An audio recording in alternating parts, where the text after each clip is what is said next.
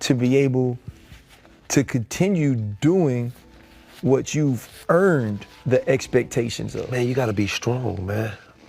You know, going through all the shit that I've went through in my life, bro, that shit make you forward tough, man. That shit really make you forward tough. So, you know, what's done is done. And like you said, Cheese not coming back. That's the one thing that's a fact. Gillie might be behind his son's murder. You know what I mean? This is what I believe. And I've been feeling this way ever since the incident happened to his son. I've been looking at Gillie really sideways, like, he don't seem like no grieving father to me. You know what I'm saying? He just doesn't. He look like he's just living his beautiful life. He's looking like life got better. And it did. It did for him. Signing that contract definitely changed his life the way he wanted his life to get changed, because he's with the giving up of things in order to get things.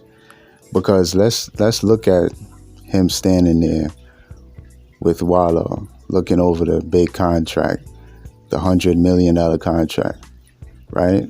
Look how he looked. Look at the look on his face. Look how hesitating he was. Look how nervous, right? Like, he was thinking about what was gonna happen after he signed it. So he was hesitating, like, man, I don't know. But he definitely was looking like he was pondering some shit, like he was thinking about some shit at that moment. You know what I'm saying? Why is he looking like that if he's getting ready to get $100 million and that's it? You know what I'm saying? For the people that believe that it ain't got nothing to do with anything, right? He just signed $100 million contract, and that's it. For the simple-minded people that believe that, just ask yourself, why was he looking so nervous? Why was he hesitating? Why was he crying? Why are you doing that if all you're doing is signing $100 million contract? Clearly something is going on, bro. Clearly something is going on. You know what I mean? And seeing Gillie at the funeral service, the ceremonies, right? Him standing there at the ceremony, I'm telling you, every bit of part of him looked like he didn't want to be there. Like somebody paid him to be there. He didn't look for a single second like a grieving father. I'm sorry, he didn't. I'm sorry, he just didn't.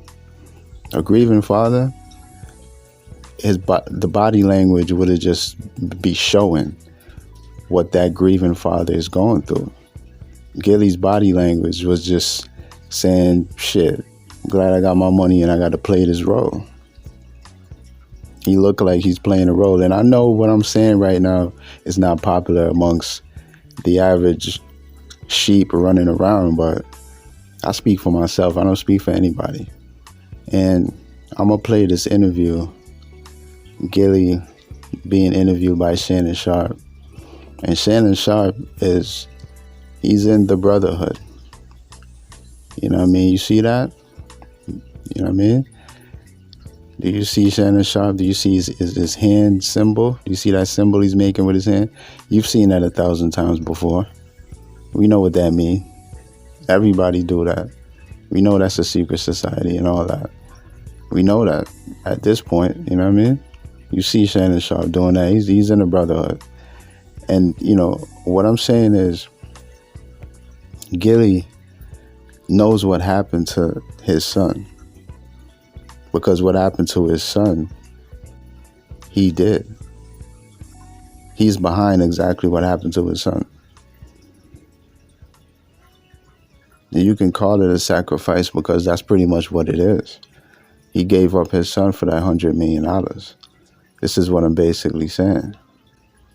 Before I say anything else, I'm going to play this part of the interview where Shannon Sharpe is going to mention something to Gillie about he's sorry that Gillie got to hear about the Illuminati and all of that because he signed that contract and his son passed away or whatever.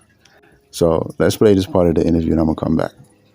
I'm sorry that you had to hear the comments about the Illuminati because you got money now. And normally when black people get money, you had to do the Illuminati, you had to sell your soul. So you had to sacrifice your son Right. in order to stay in good graces and keep this paper coming in. Now that we know one of the kids that was responsible for murdering my son, right? Mm-hmm. So I guess the Illuminati came to a 16-year-old kid that's in high school and said, yeah, we need you to kill Gillie's son for Illuminati purposes. See how idiotic this shit sounds? He wanna call it idiotic. How is it idiotic when it happens all the time? He wanna sit there, like you could look at his body language. He look like he's almost making fun of it. Like, you know what I'm saying? He look like he's like, you know, the Illuminati gonna go to a 16-year-old and have him murder my son. He don't look, that's what I'm saying. He doesn't look like a grieving father in any type of way. He just look like he's playing this role. Like, you know what I'm saying? Like they said, a Freemason's number one job is to pretty much deny being a Mason or deny that he worships Satan. You know what I'm saying? Deny the truth. Because they live in secrecy for a reason. They don't live in truth. They live in darkness. The truth is the light. The light is the truth. These dudes live in darkness, or they live in lies, or they live in deception. They're never gonna keep it real. They're never gonna ever keep it real. You know what I'm saying? So I'm saying Gillie's body language just don't add up.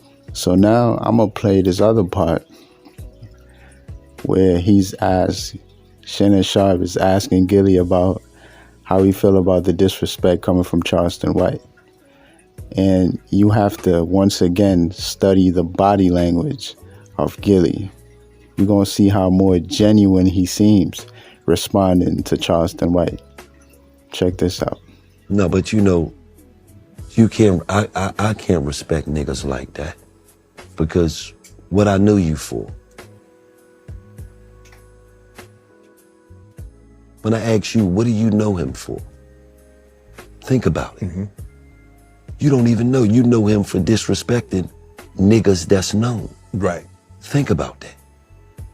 You ain't putting the work in out here. You ain't did nothing. You got on the internet at 40-something years old, a nigga that had nothing going on and disrespected niggas that put work in. Y'all see that, right? Y'all see how more in tune with what he was saying, his body language was. Like he was, you know, more genuine. His response seems a lot more genuine than, you know, when he's asked about his son. Because he's lying. Straight up. People are simple-minded. People don't want to believe anything aside from what their favorite rappers or social media personalities telling them. Like, it's way easier to fool these people than it is to tell them that they're being fooled. I see it every day. And I'm telling y'all, man, if y'all seen the ceremony, if y'all seen that little fake ceremony, Gillie was looking like it was a whole character he was up there playing. Straight up. He was just playing out that role to make it continue to look like it was an incident, it was an accident. You know what I'm saying? The guy just don't seem legit, don't seem genuine to me, man. Have you met the kid? Have you talked to the kid that took your son's life? Nah, I never met him. Only reason why I know is because the police called me and told me once he was murdered. Once he got, because the kid had just got shot 17 times. He was walking with his mom. Oh. And he got murdered. And then the police notified me and let me know that he was one of the kids that was pretty much about to get locked up for the murder, but he got murdered first. So, and then, you know, when you do something in the streets know. So, you know, they all on Instagram and they talk, and then, you know, apparently this kid name was the Joker. And, that's what he did. So, but he had to deal with God. That's how I look at it. You notice how it's all a story. The kid got shot 17 times. He was walking with his mother. The cops came back and told Gillie that the kid got shot 17 times. That sounds like, that's just a story. That's a made up story put together. You know what I'm saying? The truth of the matter is so ugly that it has to be hidden. Of course, he's never going to tell us what really happened to his son.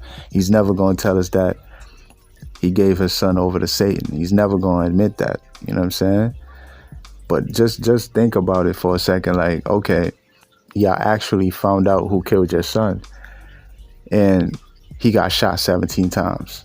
And police is not looking at you and your family as potential shooters, like trying to get revenge. That's not the case. They just came back and gave you the news and that's it. Well, we found him and we was going to put him in jail, but they already killed him. That's what happened. That's not, like, come on, bro. Come on. You know what I mean? And like I said, check his body language. They said body language is 90%, well, they said communication is 90% nonverbal. So there you go. We communicate all the time without using words. You know what I'm saying? Look at his body language, man. That's not a grieving father. He's just not. And if y'all can't see that, y'all dead blind. Y'all are dead blind, deaf, dumb, and retarded. If y'all can't see that this dude does not feel anything, and then he don't feel nothing to his son's death. You know what I'm saying? But then he said at the time of his son being murdered, they wasn't on good terms. That's even more reason to believe he definitely might have done that. Or should I say definitely did that? Because it's even more of a reason for him to make that decision to give his son up, because they wasn't having a good relationship at that time anyway. So he didn't care. The caring factor probably wasn't there. Probably he loved him, but he didn't give a damn about him. You know what I'm saying? We love a lot of people that we can separate from for the rest of our lives. It's easy to separate from somebody you love. So, y'all don't have to say, that's your son, you still love this son. Yeah, you could love somebody and don't want absolutely nothing to do with them. That's what happened. They wasn't on good terms. He probably didn't give a damn about his son around that time. Whether somebody else in the street really killed his son, he probably wouldn't have give a damn anyway. He probably would have just been like, well, shit, he was living his life. He wasn't trying to listen to me, and I don't care what happened to him. He got what he deserved. Parents do that for their kids. Parents do that to their kids all the time. If your kid want to be stubborn and hard-headed and don't listen, whatever happened to you, your parent will be right there loving you, but it is what it is. They don't care. You know what I'm saying? They don't care. They love you, but they don't give a damn.